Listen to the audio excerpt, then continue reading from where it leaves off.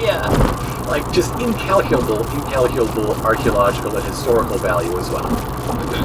Contact with Europe, that we've been mentioning obliquely every once in a while, began late in the reign of Eware the Great.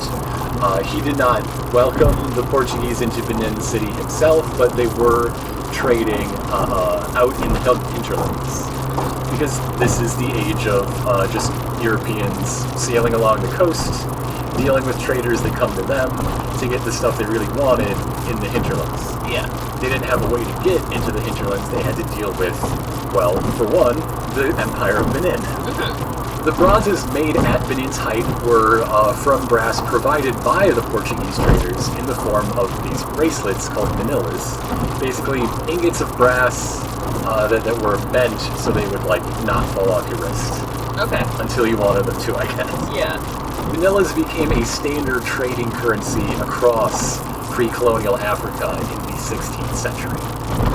As trade increased, there were Portuguese members of the Oba's court. They just hung out there and were part of the deliberation. Okay.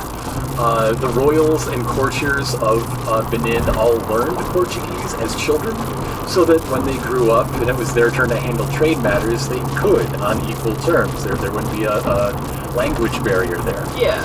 Occasionally, Portuguese soldiers would go and fight in the Oba's wars. We know this because of their depiction in bronzes.